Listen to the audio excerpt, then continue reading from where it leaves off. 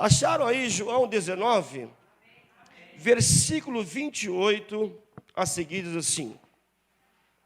Todos acharam? Versículo 28, estou vendo as Bíblias sendo folhadas aí.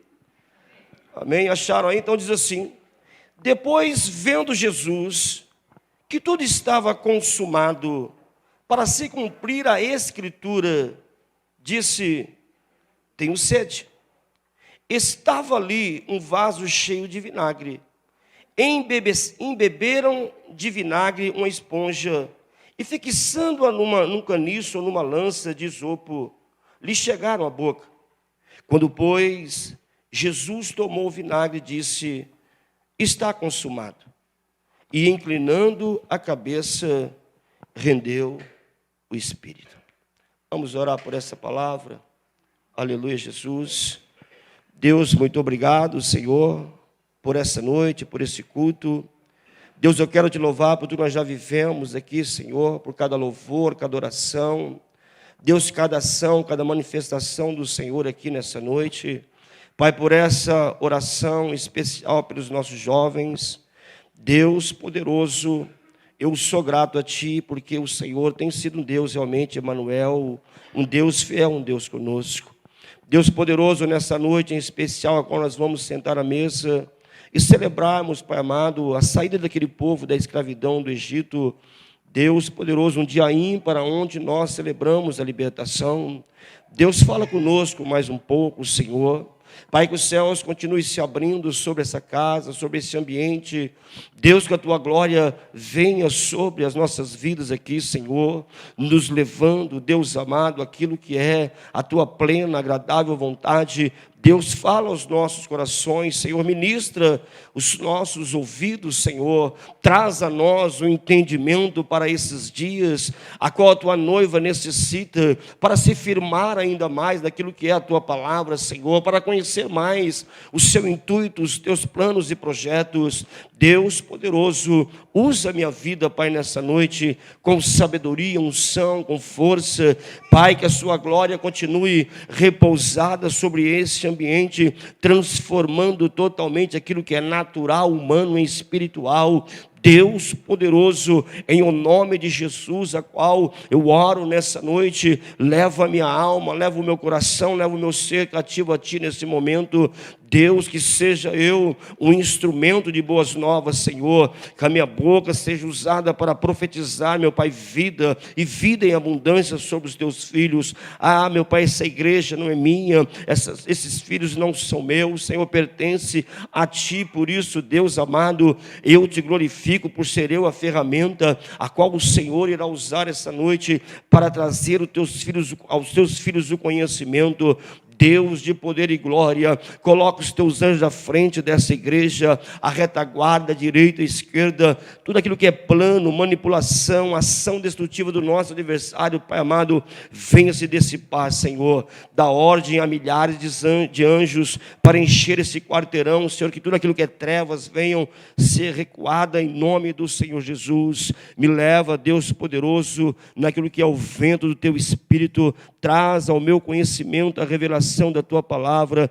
Deus poderoso, eu sei que o Senhor não divide a Tua glória com ninguém, por isso importa que eu diminua, mas que cresça o Senhor através da minha vida, é o que eu Te peço, em nome de Jesus Cristo.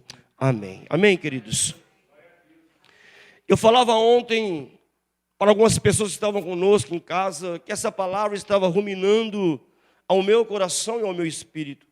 Essa palavra estava queimando dentro de mim já há uma semana, a qual Jesus diz: está consumado. Aleluia, Jesus. E eu comecei então ontem falando com o pessoal: nossa, Deus tem ruminado essa palavra, tem falado com essa palavra ao meu coração, tem mexido muito comigo, tem mexido com a minha estrutura.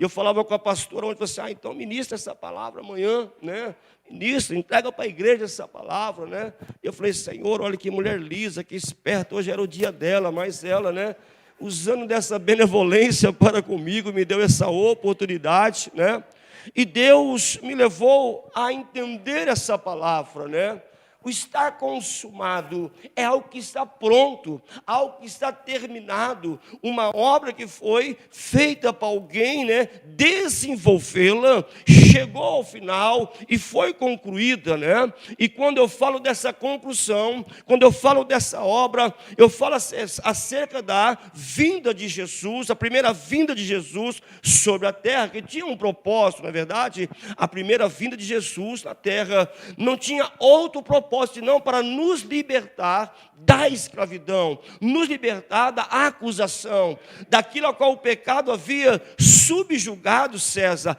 a humanidade, porque a humanidade havia quebrado a aliança, a humanidade havia se distanciado. O Fábio bem colocou aqui nos dias de Neemias, quando o povo reconstrói Jerusalém. E por que Jerusalém foi tomada por um adversário? Porque esse povo estava disperso, distante, longe daquilo que era o propósito original de Deus. Aliás, querido, quando lá no Éden, Adão e Eva, né, eles se dispersam, pecam ali, o pecado entra no homem, ali o pecado entra na terra, e ali o nosso adversário começa a dominar as ações, os pensamentos, e dia a dia o ser humano vai se degradando, vai se distanciando, vai se dispersando daquilo que era a vontade de Deus. E nos dias de hoje não é diferente, que nós vemos muitas pessoas distantes, dispersas, longe da vontade, inclinando o coração para o mundo, inclinando o coração para as coisas do mundo, né? Ou dando como prioridade aquilo que é natural e humano, quando nós precisamos voltar o nosso coração para a palavra de Deus, voltar o nosso, eu vou tomar cuidado, quer pegar o meu lugar, voltar o nosso coração para o propósito de Deus. E, né, Deus, Ele sendo benevolente, cuidadoso, amoroso, Ele libera Jesus, né, para vir à terra, a fim de nos libertar dessa escravidão, a fim de nos pôr em liberdade, ou seja, de tirar de sobre nós o peso a qual nós não sustentaríamos, nós não conseguiríamos. Somente alguém com extremo poder, somente alguém com tamanha santidade, somente alguém com tamanha autoridade espiritual poderia fazer isso. E essa pessoa não era eu, não era você. Essa pessoa não era uma pessoa de autoridade natural, um presidente ou um rei. Essa pessoa só poderia ser alguém com autoridade espiritual. E essa pessoa é Jesus Cristo, o Yeshua HaMashiach, o Filho do Deus vivo, que assim se dispôs a morrer por mim, a morrer por você, a sofrer por mim, a sofrer por você, a ser humilhado por mim, a ser humilhado para você. E aqui nós vemos que a obra está concluída, a obra está acabada. Ali Jesus falou assim: olha, aquilo que o Pai me deu para fazer, para executar, eu assim o fiz, né? E nós vemos que a trajetória de Jesus, aleluia, antes da sua morte, foi uma trajetória de sofrimento, uma trajetória de dor, de angústia, de humilhação. A Bíblia diz que na via dolorosa as pessoas gritavam: não é você o Messias? Você não é o Filho de Deus, né? Outros cuspiam no corpo de Jesus. Todos nós sabemos que Jesus, até o Gólgota, ele foi conduzido, né, apanhando por cravos de espinho, sendo judiado, subjugado, por amor à minha vida e tua vida. Eu quero perguntar para você essa noite: você tem entendido o amor de Cristo por você? Você tem dimensão do amor de Cristo por você? Às vezes nós nos achamos desvalorizados, nos achamos incapazes, nos achamos imperfeitos, mas aquele que era perfeito não olhou para a tua situação e para a tua condição. Simplesmente Ele amou você a tal ponto de se submeter a todo esse sofrimento, a toda essa dor, a toda essa humilhação, para que hoje nós pudéssemos estar aqui reunidos nessa casa, assentados nessa mesa, celebrando a ressurreição daquele que era, daquele que é e daquele que sempre será. Jesus, o Messias, o Filho de Deus, o único e suficiente Salvador das nossas vidas. Amados, e quando eu parei nessa passagem, eu comecei a mergulhar nos evangelhos de Jesus Cristo, que cada evangelho traz uma mensagem específica para melhorar a minha vida e a tua vida. para transformar a minha vida e a tua vida. Aqui mesmo nós vemos no livro de João, capítulo 4, que Jesus vai diante de uma samaritana, tirando da religião, do pecado, mostrando o caminho para que ela pudesse se endireitar. Assim Deus tem feito conosco todos os dias, nos instruindo, sentando ao nosso lado, preparando alguém para nos dar uma instrução. Olha, o caminho é esse, a direção é essa, não é esse o caminho que Jesus quer para você. A pergunta que eu faço é o que nós estamos fazendo com isso? Para onde está inclinado o nosso coração nesses dias, aonde nós vemos uma grande dispersão da igreja de Cristo, nós vemos a palavra sendo distorcida, manipulada, e nós não estamos aqui para julgar quem está manipulando, mas estamos aqui para trazer a verdade da palavra, a verdade que liberta, a verdade que restaura, a verdade que reconstrói e a verdade que nos aproxima do todo Criador. Eu preciso perguntar para você, se você deseja, e diante dessa verdade, libere as suas mãos para os céus, dê um glória e aplauda esse Deus essa noite. Está consumado, Jesus já pagou, já fez a obra de redenção na minha vida e na sua vida. Estamos remidos, César, e já não há mais condenação sobre nós. O pecado que outrora nos acuava, nos oprimia, o pecado que outrora castigava a nossa alma, ele já não tem mais autoridade, ele já não tem mais poder sobre mim, sobre você. Nós precisamos entender isso, querido, porque Ele veio em redenção à minha vida e à sua vida. Então por que eu me permito ainda deixar o inimigo soprar na minha alma enganos, mentira, me levando a uma prisão onde eu não consigo viver a totalidade, a plenitude dessa obra terminada por Jesus em prol de mim, em prol de você? A obra foi terminada, querido. Nós, muitas das vezes, começamos a obra e paramos pela metade. Mas Ele foi até o fim. No meio do caminho, Ele se encontra com Judas, preocupado com os valores da bolsa dele. Mas Ele não parou a obra por ter se encontrado. Assim, tem muita gente para na obra por causa de pessoas. Na verdade, eu não vou mais. Eu não vou mais porque a Elis bateu de frente comigo. E eu detesto, irmãos. Jesus bateu de frente com o próprio ladrão, querido. Estava usurpando os valores que ele era abençoado. E ele não parou a obra por causa disso. Ele não parou de caminhar por causa disso. Esse irmão está parando por quê, meu irmão? Olha que coisa linda, olha que ensinamento maravilhoso Deus nos traz aqui, queridos.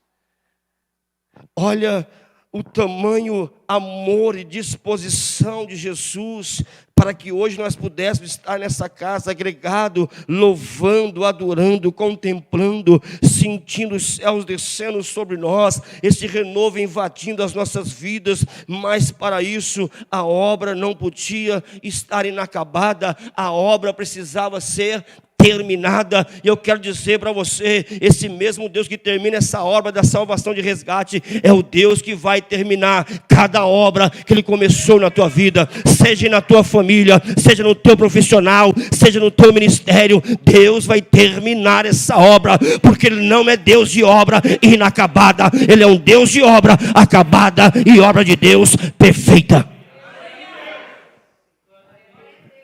Mas eu preciso entender, queridos. Eu preciso entender a palavra, observar a palavra e tomar a palavra como alicerce. A palavra tem que ser a base da minha caminhada. Jesus te revela a mim e a você os planos, os projetos na palavra.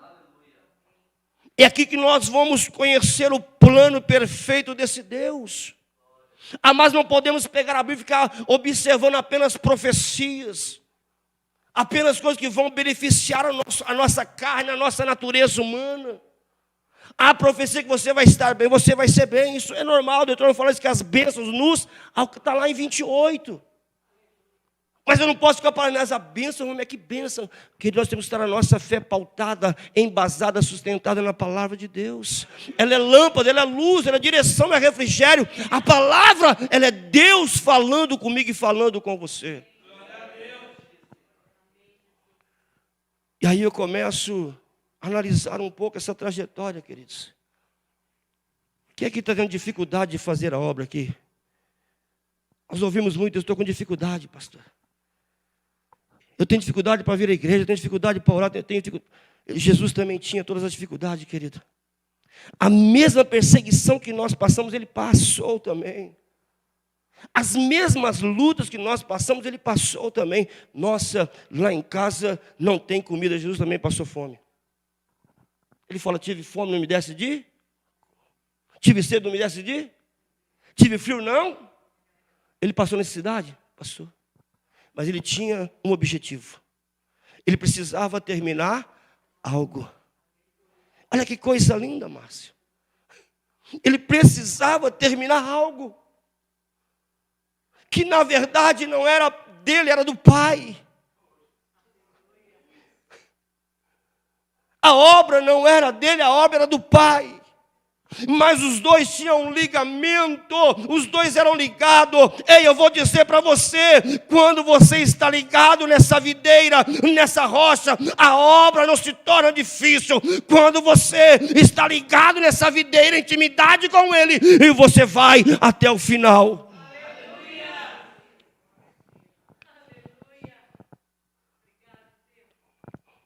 Jesus também passou por aflições. Passou por angústia. Getsemane, ele vai orar, ele fala, minha alma está o quê? Angustiada. Estou sentindo o peso da morte. Ele estava sofrendo aquilo que eu e você também sofremos, querido. Eu fico imaginando a alma de Jesus, né? E o Pai diz assim, está chegando a hora. O exército vai procurar você. E eu não vou fazer nada, porque essa obra precisa do quê? Acabar. Perseguição. Quem é que passa por perseguição, queridos? Ele passou por perseguição. Os reis, os sacerdotes, os doutos da lei, os políticos que não queriam perder a autoridade. Hoje é diferente, queridos. O clero querendo manter o poder nas mãos e o domínio das pessoas. E Jesus pregando um evangelho de renovo, de avivamento, de transformação. Aquilo mexeu com o clero. O clero começa uma perseguição ferrenha. Data vista que o próprio Saulo, que esse Jesus se encontra com ele a caminho de Damasco, em Atos capítulo 8, era um perseguidor da igreja. Quem é que está sendo perseguido?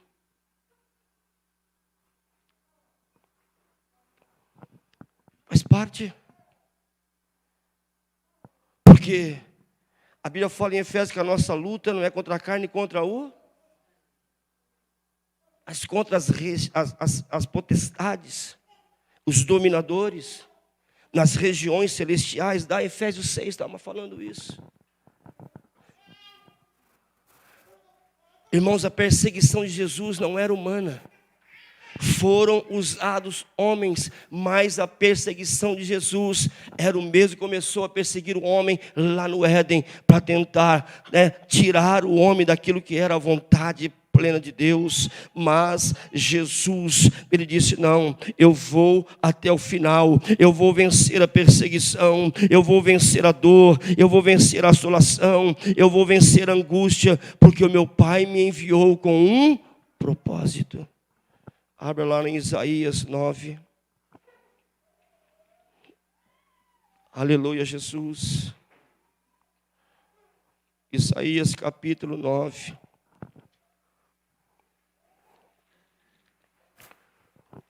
Louvado seja o Cordeiro de Deus.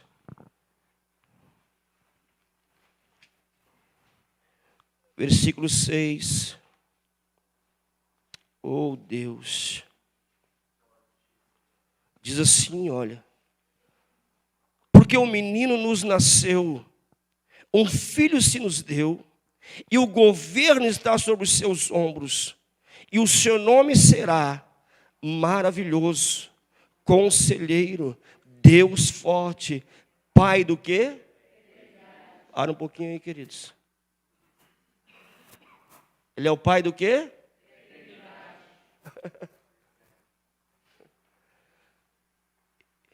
Ele é o Pai da Ele estava em forma de homem, mas ele era o quê? Você é eterno? Você é eterno ou não? Irmãos, por que todo esse silêncio? Eu vou dar escola bíblica aqui. Na onde você surgiu, Graziele? Na onde você foi formada?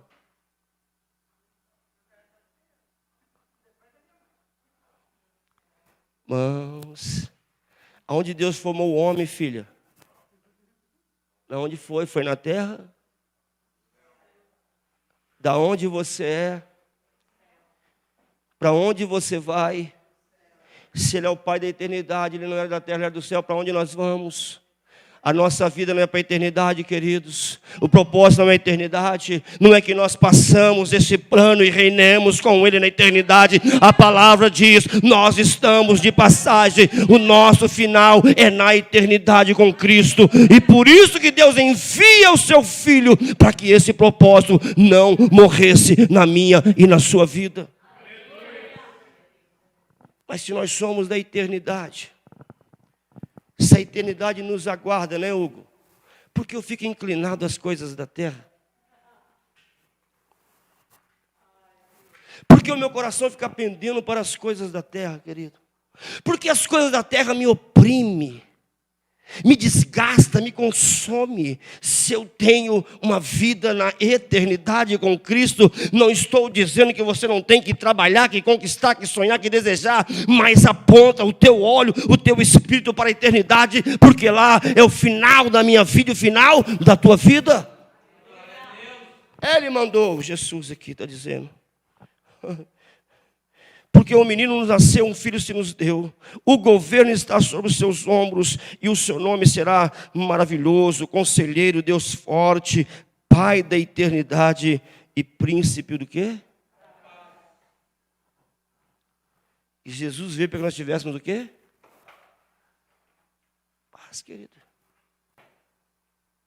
A ação libertadora de Jesus foi para que nós tivéssemos paz. Para que a obra agressiva, dominadora, castigadora, humilhadora de Jesus, do inimigo, acabasse.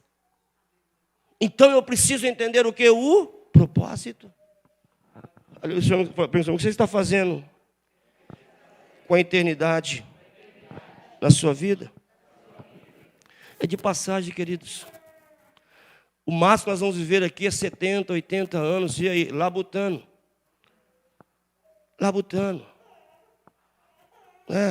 Vamos jogar 100 anos aí, vai. Eu que sou um cara esportista, que todo dia sou renovado, 100 anos, vai. Ó.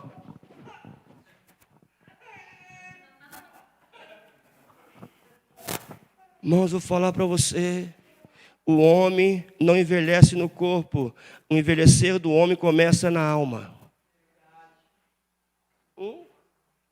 Eu na minha alma todo dia fazendo, na minha alma eu fazia isso todo dia. Falei, meu Deus, como é bom, musculação. Eu me enxergo bombado, irmão.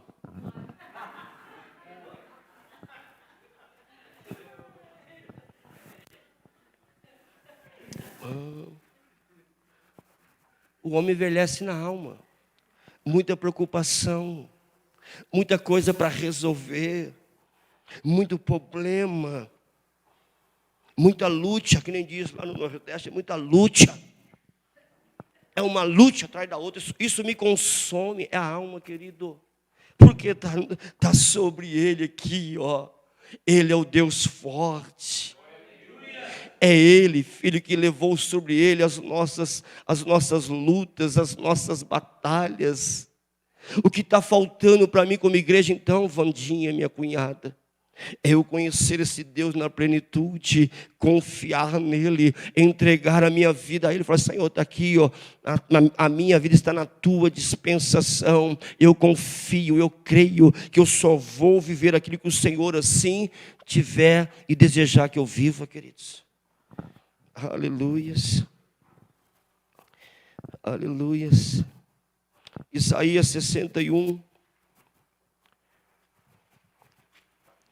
Hoje eu vou andar um pouquinho na Bíblia, porque afinal de contas estamos sendo transmitidos, né? Então eu preciso andar um pouquinho na Bíblia, irmão.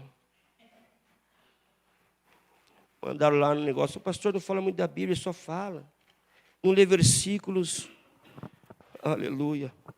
Olha que coisa linda. Só para você que é da eternidade, tá? Olha o que diz aí, versículo 1. O Espírito do Senhor está sobre. Olha que coisa linda, querida. Ele está em você. Está em você.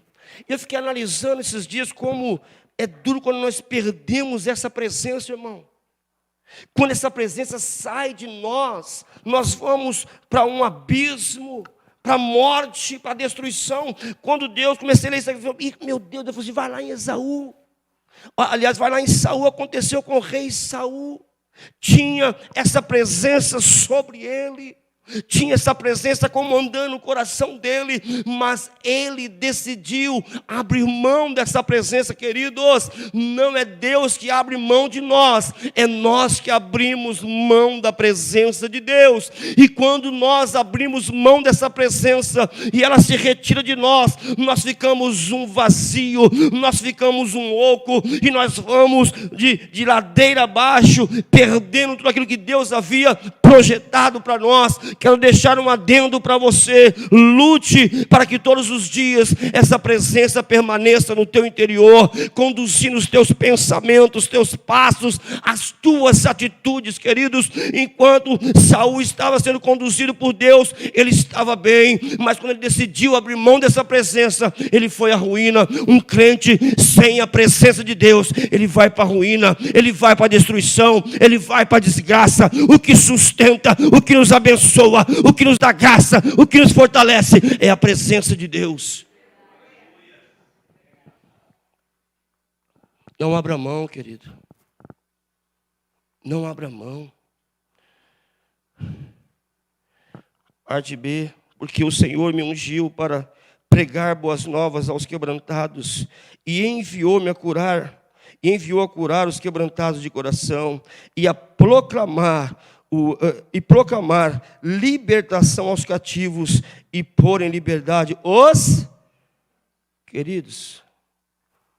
Nós conversamos com muitos crentes, estão muito crente aprisionado, querido, e aprisionado na alma. É engraçado, aonde o diabo começa a obra dele lá no Éden? Na alma. Ele continua fazendo a obra na onde? Na alma. E nós não paramos ainda, parece que não percebemos que a obra dele começa na alma. Ele tenta infiltrar na nossa alma todo tipo de destruição, enfermidade, doença, e nós vamos aceitando. Eu estou com isso, eu estou com aquilo, eu estou com aquilo outro. Meu irmão, misericórdia, você está com Jesus Cristo, você tem sobre você o sangue do Todo-Poderoso. Comece a anular essas sentenças negativas que o diabo está tentando introduzir na tua alma para continuar te escravizando. Já foi pago o preço, você já foi liberto na cruz do Calvário. Deus pagou o preço pela tua libertação. Você não é mais escravo de nada. O sangue do Cordeiro já foi o preço pago por você.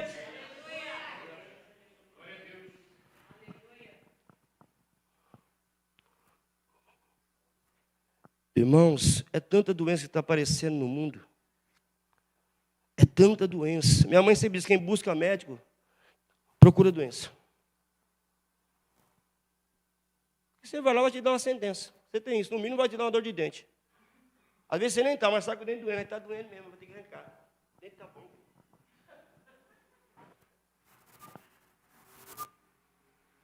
Eu me lembro que uma vez, irmãos, eu era meninão, eu gostava de dar um migué no trabalho. Menino é duro para trabalhar, né?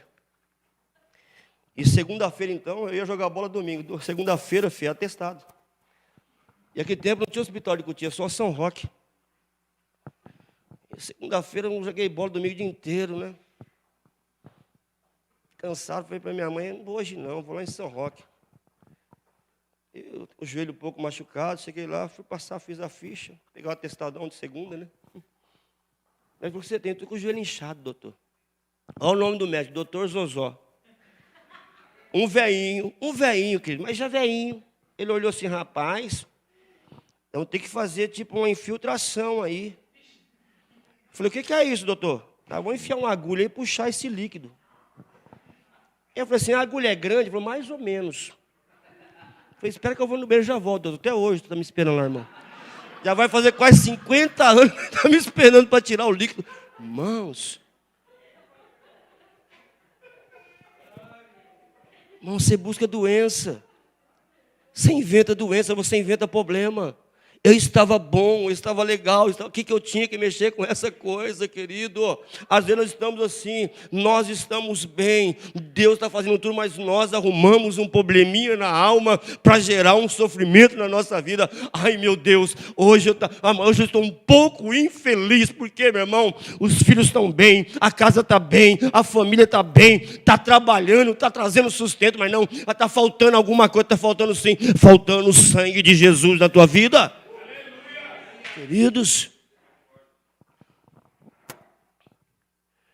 Colossenses capítulo 1, aleluias.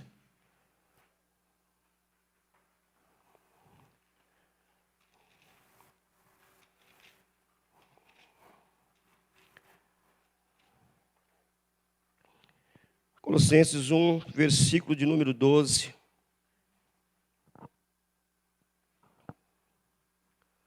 Dando graças ao Pai, que vos fez idôneos, a parte que vos cabe da herança dos santos irmãos, o sacrifício de cruz, deu você um direito de herança. Nós estávamos destituídos da glória. Quando o homem peca no Éden, nós fomos destituídos, nós perdemos o direito de herança. Olha a importância do sacrifício de Jesus na cruz. O homem se separa do amor de Deus, ele foi destituído da glória. O diabo falou assim, meu Deus, eu vou sapatear. E se você for analisar a história do povo hebreu, o povo judeu, só sofrimento, queridos. Só sofrimento. De Adão para cá não teve mais paz. Não teve mais uma vida plena. Oscilações. E quando romperam com Cristo no pecado, perderam o direito da glória. Olha que coisa linda, Ricardo. Mas Jesus falou assim, não. Jesus, ele não pede. Jesus não desiste. Jesus não abre mão. Eu fico imaginando um preço de um filho ao sacrifício. A Bíblia fala que ele era o único, filho único, deu seu filho único. Ele não tinha mais filhos. Era o único. Por amor de mim, amor, para resgatar de novo as nossas vidas ao plano original de Deus. Irmãos, nós precisamos voltar ao plano original de Deus. O plano original de Deus não é nós ficarmos gordos na igreja. Nem milionários na igreja, querido. A igreja não é um cassino onde você entra e joga sorte. O plano original da igreja é levar você à glória de novo.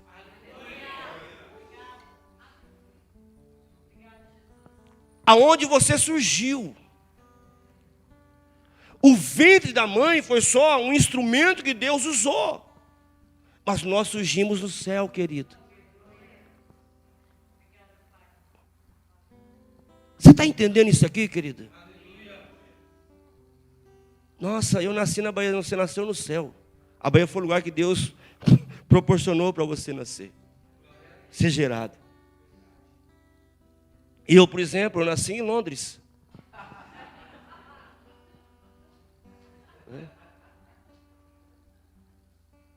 Mas lá foi só o lugar que Deus promoveu para eu nascer. Mas o meu nascimento original foi nos céus. Olha que coisa linda, Luiz. Lá no céu ele pega o pó, forma cabeça, tronco, membro, pé, um achatado, outro meio achatado, uns cabecinhos, outro cabeção, uns mais fortes, outros mais fraquinhos. Aí depois, vem aqui, pastor, vem aqui. Olha que coisa linda. Deita aí.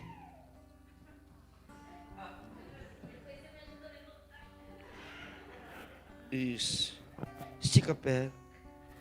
Deus foi fazendo aqui, dá o pezinho. Fez a mãozinha. Fez a cabecinha de paranaense. Formou as orelhinhas. Mas era só uma carcaça. Era só uma carcaça.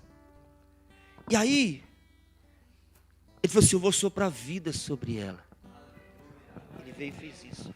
De dentro dele, ó. E aquele ser passou a ser o quê? Vivente. Na onde você nasceu? Tua vida começou na onde? Aleluia. Mas aí, Flávia, é tão interessante que esse nascimento gerou um relacionamento tão gostoso, né? Homem, Deus, Deus e homem, Deus, Deus e homem. E aí quando você ora, você começa a sentir Deus na oração, você fala, Deus, que coisa gostosa. Parece que nós somos transportados para outro lugar, né? Quem ora, né? Porque tem gente que só lamenta e chora. Tem gente que só fica apresentando a causa triste para Deus. Aí minha causa triste. E canta, né? Ô, filme triste que me fez chorar.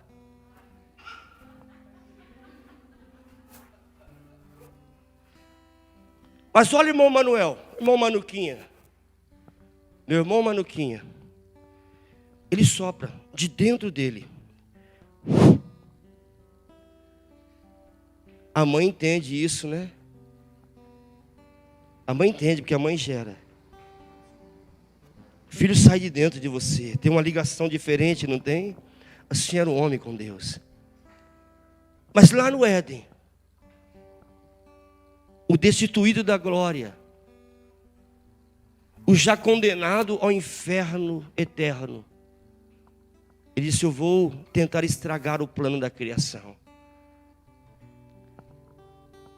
E aí está lá Adão e Eva usufruindo da benevolência de Deus, Gênesis 1, 2. Tudo é para vocês aqui. Usufrua. O que Deus tem aqui, tudo é para você, amém, querido? Então, começa a usufruir da palavra de Deus, isso é para você.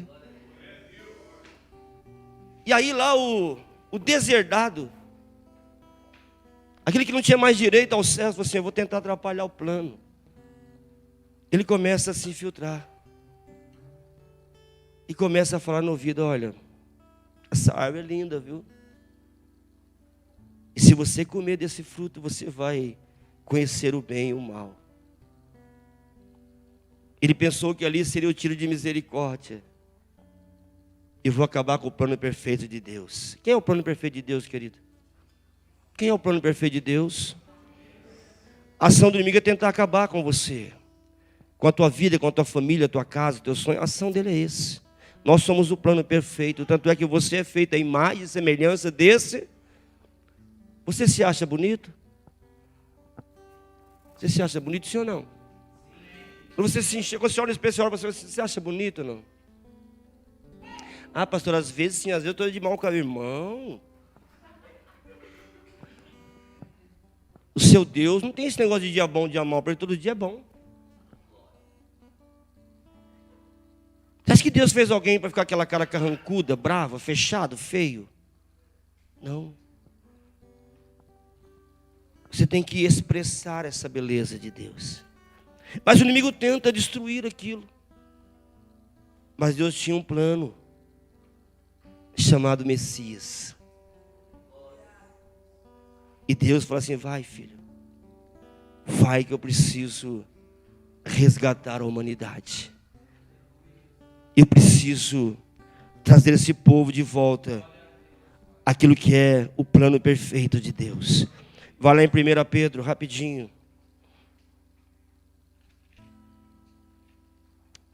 Aleluia, Jesus. Irmãos, eu vou dizer para você, a igreja de Cristo precisa acordar.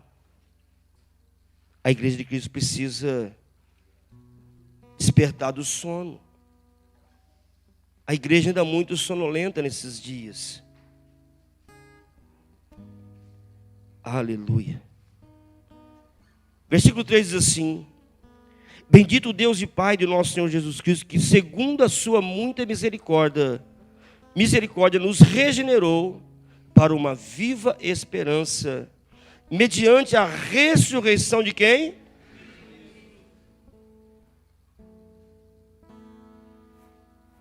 Olha que coisa, eu vou repetir para você, sem teologia, só no Espírito. Você vai entender, olha.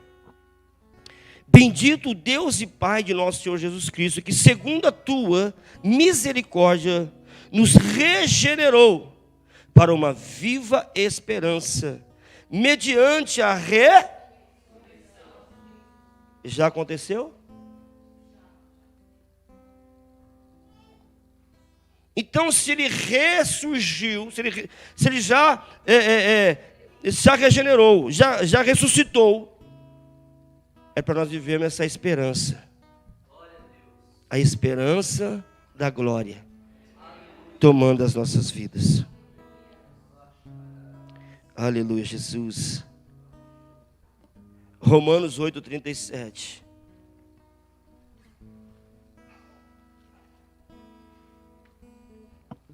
Aleluia, Jesus. Diz assim, ó: em todas estas coisas, porém somos mais que vencedores por meio daquele que nos...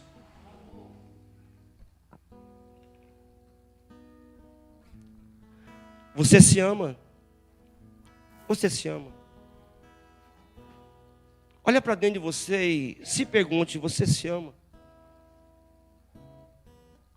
Porque não adianta Cristo nos amar se nós não nos amarmos. Se nós olharmos para de novo assim: não, eu não sirvo para nada, eu não tenho valor, não presto para nada, eu não sou nada, querido. Olha quanto engano a nossa alma capita do inimigo, e nós vamos fazendo isso uma torre forte em nós.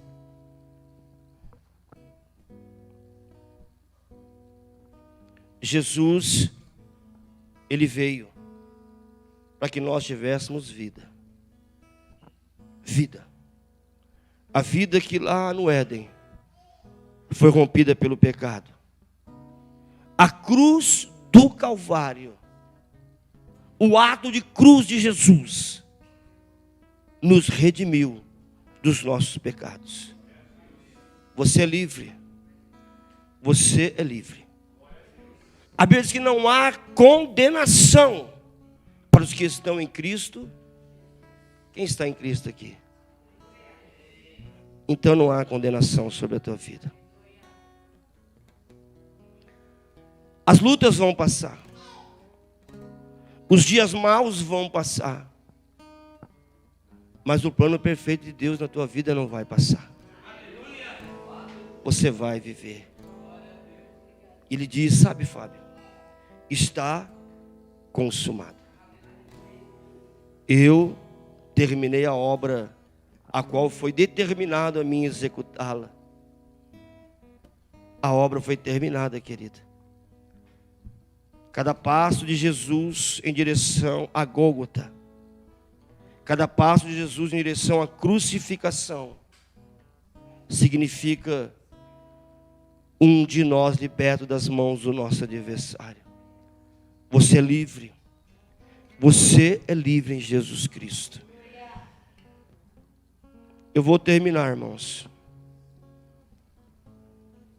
Isaías 53. Aleluia, Jesus.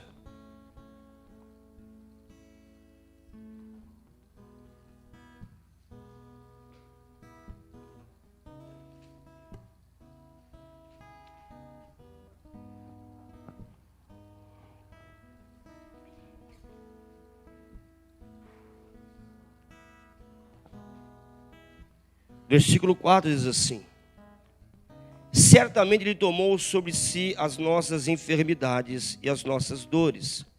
Levou sobre si,